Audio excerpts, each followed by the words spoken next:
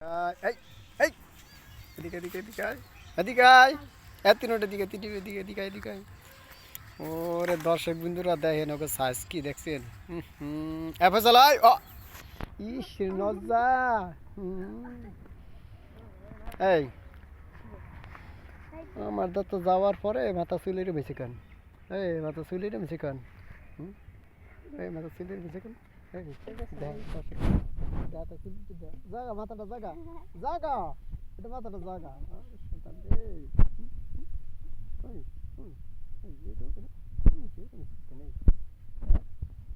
দেখছিস কেটা উপকার করছে আর কেটা ক্ষতি করছে সোজাই দাঁড়া কেটা উপকার করছে কেটা ক্ষতি করছে এবার বুঝতে পারতেছ বড় হইলে তখন আরো বুঝবা শোনা কে উপকার করছে আর কে ক্ষতি করছে সিলা প্যান্ট শার্ট পরা ল্যাংটা ফ্যাংটা অবস্থায় না খেলাধুলো করতা এই আইন নে কোরআনে হাফেজ বানাইতেছিলাম কার কথা শূন্য মুন্য কেটা কইছে সিলে কান নিয়ে যায় সিলে কিছু দৌড়িছে একবারে কানে আপিল না যে আপনার কানটা কি সাথে আছে না নাই যেরকম বলতো তোমার আব্বু যেরকম বলতো তোমার মা সেরকম এলাকাবাসীরা সেরকম আশপাশে কিছু কুটনেরা কি হয়েছে ঠিক না কইরে আবার সাবেক এই প্যান্ট শার্ট বানাইলো বানাইছে বেশ ভালো কথা যে কি সুন্দরভাবে পরিপাটি করে চুলগুলো থেকে এটা একটা বাবা চুলের অবস্থা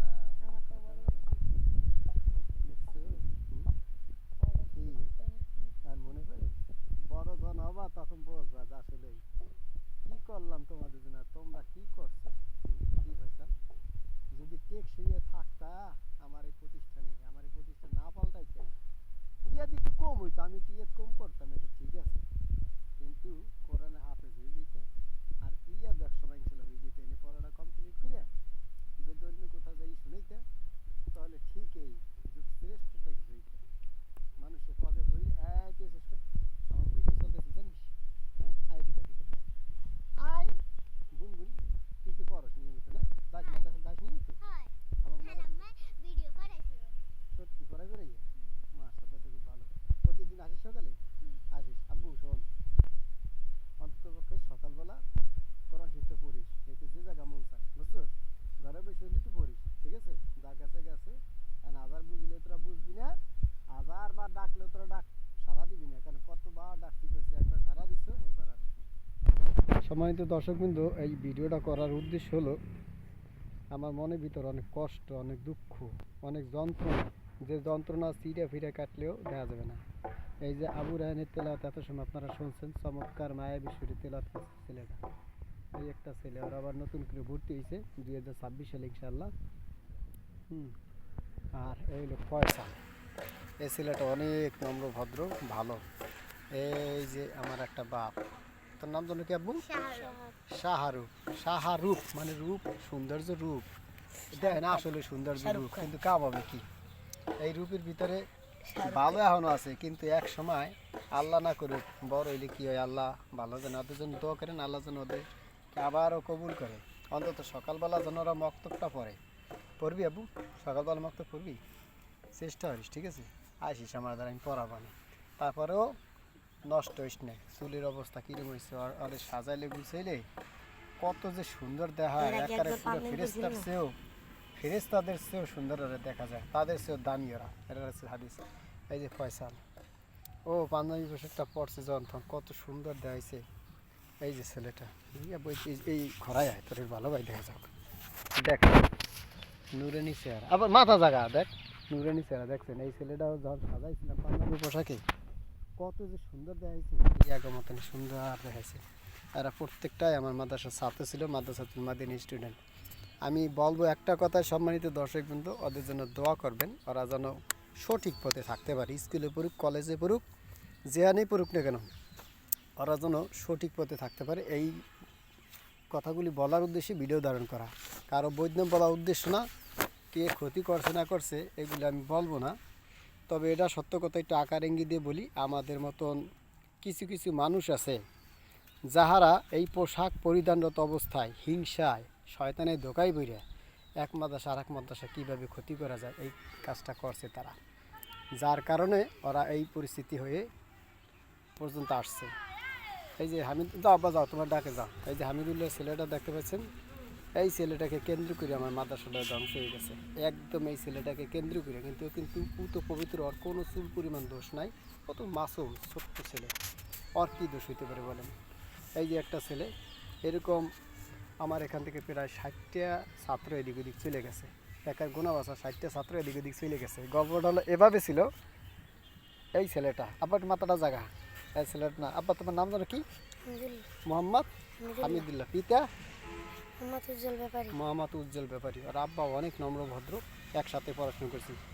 আর আব্বা আমার স্বাস্থ্য ভাই, এই হিসেবে আমার আব্বা। এই যে নয়ন কাজীর ছেলে আমার স্বাস্থ্য ভাই ছেলে, মানে আমরা সবাই আপন আপনই। একটু গল্পটা বলি, সেটা হলো যে এই ছেলেটা একদিনকে হঠাৎ করে রাব্বুর সাথে না রাম্বুর সাথে যেন গেছিল হাসপাতালে। আমার এই হাসপাতাল এটা আমার নিজস্ব আদর্শ জনের হাসপাতাল সংলগ্ন। তো এখানের একজন সভাপতি হোক বা যে হোক, একজন ব্যক্তি ওলামা একরামের মধ্য থেকে একজন ওলামা একরাম ছিল, সে হঠাৎ করে এই ছেলেটাকে প্রশ্ন করেছিল তুমি কী পড়ো। ওর আব্বু যতটা বর্ণনা দিছে, আর মা বর্ণনা দিছে, সেই হিসেবে আমি বলছি, আমি তো নিজে ছিলাম না, কিছুটা ও বলছে কিছুটা ওর মা বলছে। সেটা হলো ছিল এইভাবে, ওইটা অসুস্থ হয়ে পড়ছিল হঠাৎ করে, তারপরে হাসপাতালে নেওয়া হয়েছিল। হাসপাতালে নেওয়ার পরে আবু তুমি নাম বলবা না কারো, ঠিক আছে? কারণ নাম বলবা না, মূলত আসলে তোমার কাছ থেকে শুনতে চাই, যখন হাসপাতালে গিয়েছিলে কোনো হুজুরের নাম বলবা না, ঠিক আছে? শুধুমাত্র বলবা তোমার আসলে কি কি কইছিল, একটু কইতে পারবা? মনে আছে কত? মনে নাই? আচ্ছা, তাহলে মনে না থাকলে আমি বলি, ওর আব্বু আম্মু যা বলছিল সেই হিসাবে আমি কথাটা, যাতে করে মিথ্যা না হয়ে যায়। আমি কোনো হুজুরের নাম বলবো না, যে হুজুরের নিচে নেয় না, সে ওর আব্বু আম্মুর কাছে বলছে যে ছেলেটার কোথা পড়াও। তখন ও বলছিল যে আমি পড়ি মাদ্রাসাতুল মাদিনা মুফতি আব্দুল ওয়াল সাহেবের মাদ্রাসায়। তখন সে হুজুর বলছিল যে ওখানে তোর হুজুর তো গান শিয়ায়, গজল শিয়ায়, হ্যাঁ, লেখাপড়া শিয়ে ক্যাম্বাই। তো এই ছেলেটা অবশ্য ছোটো মানুষ, তো ও আর কোনো জব টব দেয় হয়তো হইতে পারে, আর আব্বু আম্মু যতটুকু আমার কাছে বলছে। কিন্তু দেখা গেছে কি, সে হুজুরে কি এই কথাটা বলা উচিত হয়েছে বলেন? আমি কি গজল শিখাইছি? আব্বা তোরে আমি কোন সময় গজল শিখেছি? সত্যি করে কত, তোরে কোনদিন গজলের ভিডিও বানাইছি? একটা ভিডিও বানাইছিলাম, ঘুরতে ফিরতে গেছিলাম যখন, তখন ঠিক না, যখন বিনোদন দিছিলাম ওই উত্তরপাড়া অনেক দূর না, কদমবাড়ি ওদিকে গেছিলাম। সেটা হলো যে আপনি আবার বাদ দিয়ে কিছু করছিলাম বাবা, আপনি ঘুরতে গেছিলাম, দাওয়াত খেতে গেছিলাম এই সময়, ঠিক না?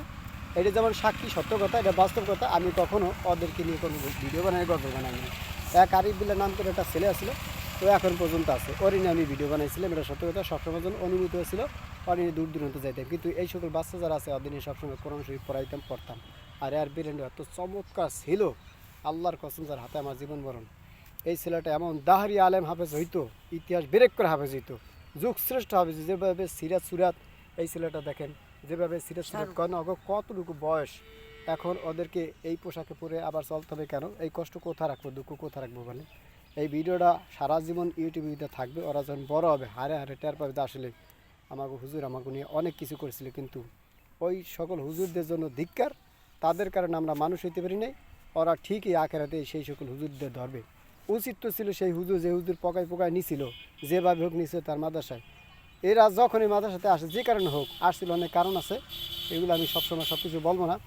অগ্রপ্রতি খেয়াল করে নাই, স্পষ্ট কথা, অগ্রপ্রতি কোনো লক্ষ্য করে নাই। ওরা যেরকম সেরকম চলছে ফিরছে, সে নেয়ার কম নিছে, নিয়ে তারপরে রুমের ভিতরে ঢুকে অনেক অনেক কিছু বলছে, যে গল্পগুলি আমি আপনাদের পরে বলবো, এখন বলা যাবে না। তো যাই হোক, ওরা এই লোক ছিল, ওদের কোনো দোষ নেই, ওদের জন্য দোয়া করবেন একটাই। এখন এই পোশাকেই আছে, ওরা স্কুলে যায়, ফাঁকে যায় না, মাঝে মধ্যে উল্টো পাল্টা করে, খেলাধুলা করে, এরকম সেরকম আছে। কিন্তু ওদের কোনো দোষ নাই, ওরা পুত পবিত্র, ওদের জন্য দোয়া করি, ওরা যেন ভালো থাকে, সুস্থ থাকে।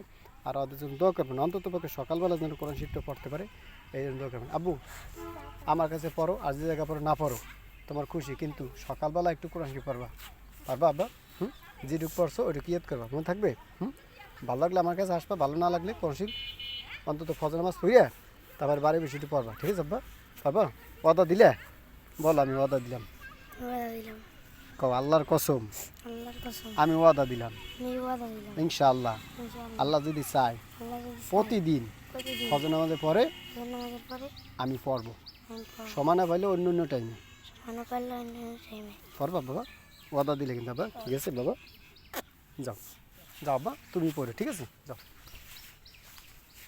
তো আলহামদুলিল্লাহ, সম্মানিত দর্শকবৃন্দ, এ পর্যায়ে তাহলে আমরা মোটামুটি আর কি আবু রেহানের কাছ থেকে আমরা তেলাওয়াত শুনবো ইনশাআল্লাহ।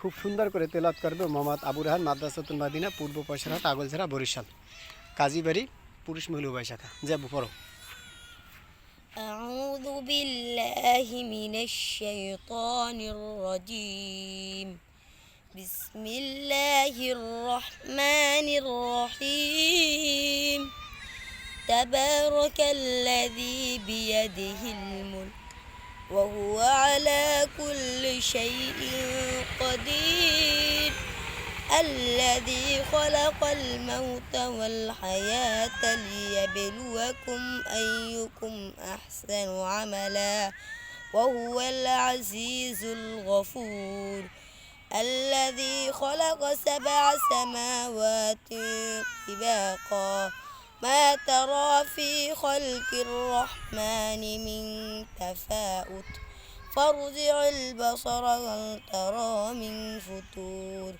ثم ارجع البصر كرتين ينقلب إليك البصر خاسئا وهو حصير ولقد زينا السماء الدنيا بمصابيح وجعلناها رجوما للشياطين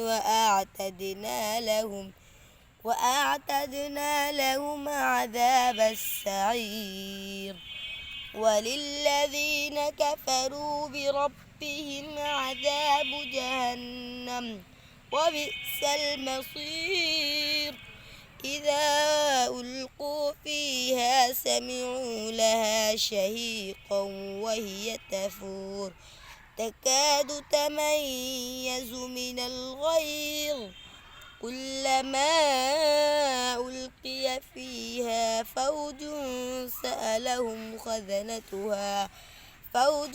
سألهم خزنتها ألم يأتكم نذير قالوا بلى قد جاءنا نذير فكذبنا وقلنا ما نزل الله من شيء إن أنتم إلا في ضلال كبير وقالوا لو كنا نسمع أو نعقل ما كنا في أصحاب السعير فاعترفوا بذنبهم فسحقا لأصحاب السعير إن الذين يخشون ربهم بالغيب لهم مغفرة وأجر كبير وأسروا قولكم أو اجهروا به إنه عليم بذات الصدور ألا يعلم من خلق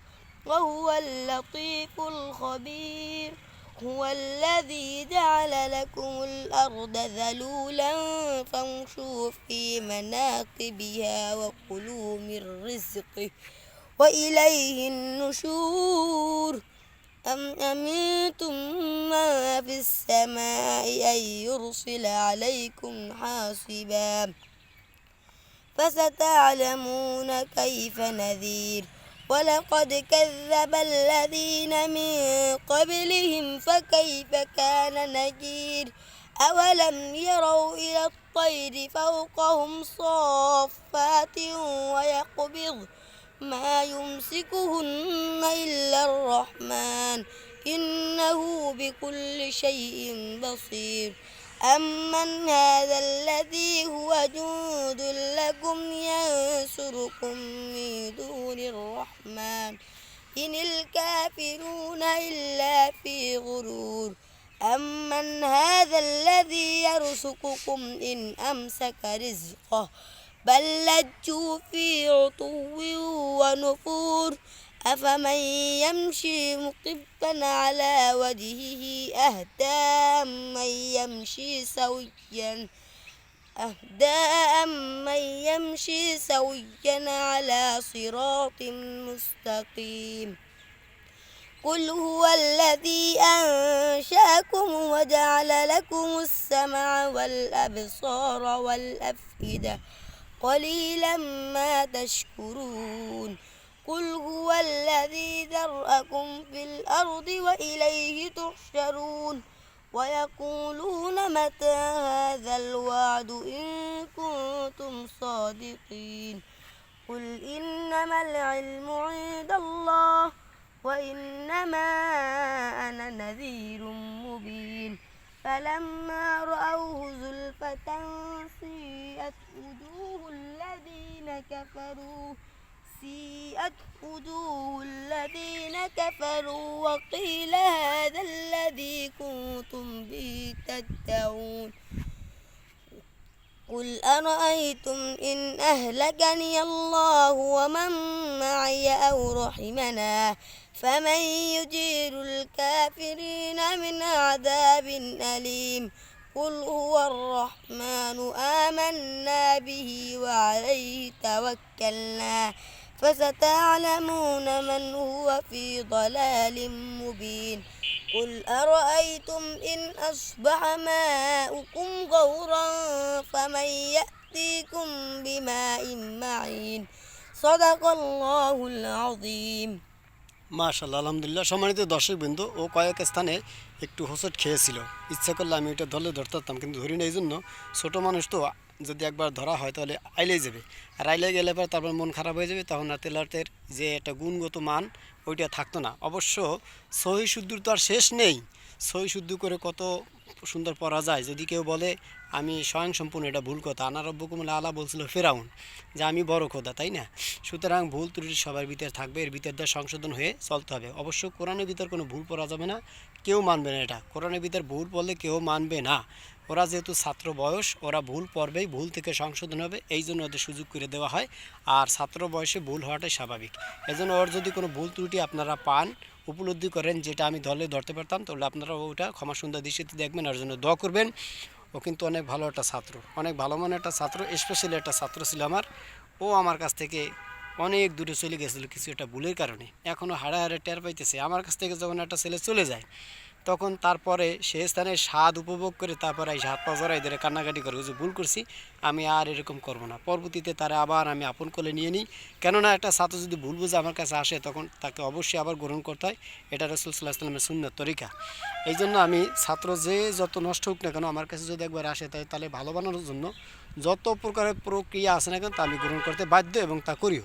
সুতরাং আপনারা দোয়া করবেন ইনশাআল্লাহ, আল্লাহ তাআলা যেন এই সকল ছাত্রদের খেদমত করে আমি অন্ততপক্ষে জান্নাতের ওসিলা হতে পারি।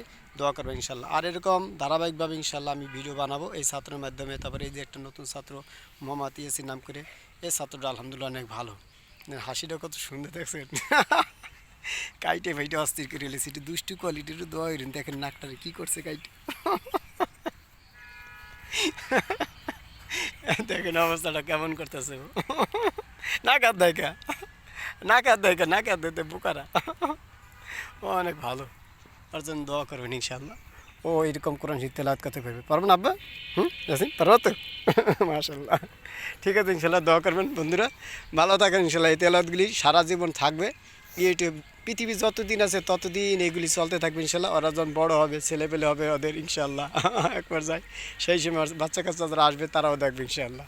হ্যাঁ, তখনও বলতে পারবে আমি কত শয়তানি দুষ্টুমি করেছিলাম। আরে সমাজ যদি নষ্ট না করতাম আব্বু, তাহলে অনেক কিছু হইতাম। বাবা সময় নষ্ট করে না, একসময় সন্তানকে উপদেশ দেবে। যদি এই লেনেও লাইগে থাকে, আর যদি ফুটকিরা চলে যায় আমার থুই আবারও পলাই এদিক ওদিক, তাই ঠিকই একসময় কানতে হবে। তখন এই বড় কথা পাহা কথা আর কইতে পারবে না।